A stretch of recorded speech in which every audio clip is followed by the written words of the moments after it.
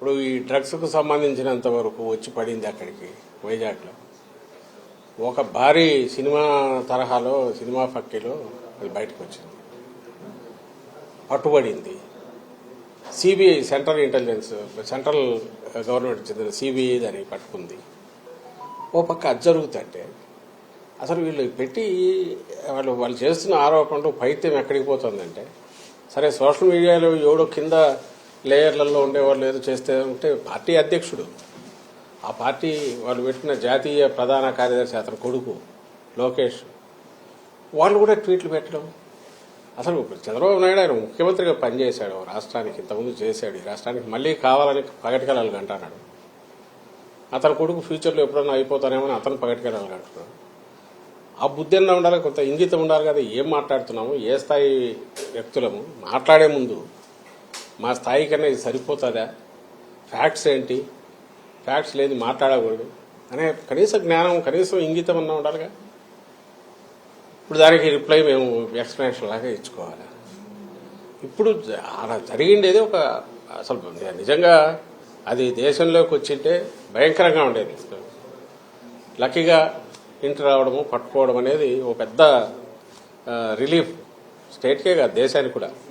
అంత భారీ ఎత్తున వచ్చిందంటే అది ఎక్కడికి టార్గెట్ పెట్టుకున్నారో ఎవరు పెట్టుకున్నారో అని అనుకుంటే ఇప్పుడు వీళ్ళే అరిచే అరుపులు చూస్తుంటే వీళ్ళే ఉన్నారేమో అనిపిస్తుంది.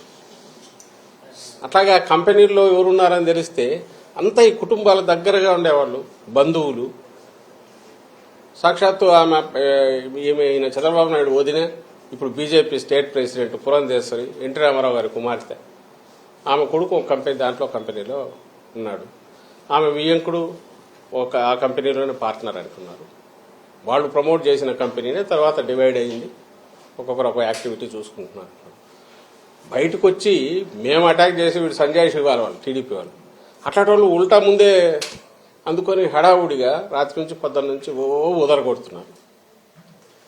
ఇప్పుడు ఇది కాదు, ప్రతి దాంట్లోనూ వాళ్ళు అలాగే చేస్తున్నారు ఫస్ట్ నుంచి ఇప్పటి వరకు.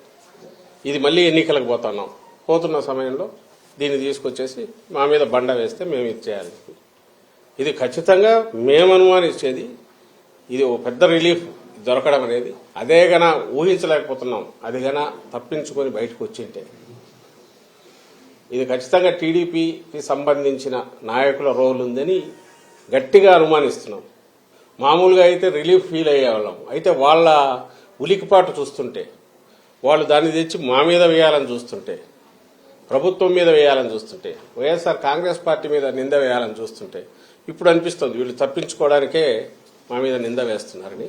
దీని వెనక ఖచ్చితంగా చంద్రబాబు నాయుడు, ఆయన కొడుకు, ఆయన వదిన పురంధేశ్వరి, వాళ్లకు సంబంధించిన వాళ్ళు, ఆ గ్యాంగ్ ఎవరో ఉన్నారనేది గట్టిగా అనుమానిస్తున్నాం.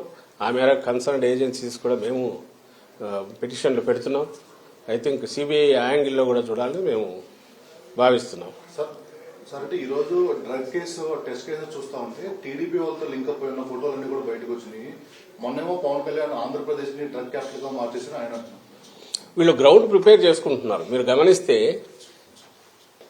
డ్రగ్ రిలేటెడ్ గంజాయి మన స్టేట్ లో అంటే గంజాయి మెయిన్, దాని మీదనే ఉండేవాళ్ళు. ఇంతకుముందు టోకెన్ గా ఎప్పుడన్నా జరిగేవి, నామకా వస్తే దాడులు జరుగుతుండేవి, తగలబెట్టేవాళ్ళు. మీరు గమనిస్తే ఉమ్మడి స్టేట్లో అట్లాగే ఉండేది. అలా ఇంకా టీడీపీ హయాంలో అయితే అది మామూలు మన పంట మాదిరి పండించినారు. అప్పట్లో టీడీపీ నాయకులే ఒకరి మీద ఒకరు అలిగేషన్స్ కూడా చేసుకున్నారు. ఉత్తరాంధ్రలో వాళ్ళ కన్సర్న్లోనే జరుగుతుంది. 100 కోట్లు సంపాదిస్తున్నారు, 1000 కోట్లు సంపాదిస్తున్నారని చూస్తున్నట్టు చంద్రబాబు నాయుడు కూడా వదిలేస్తున్నారు.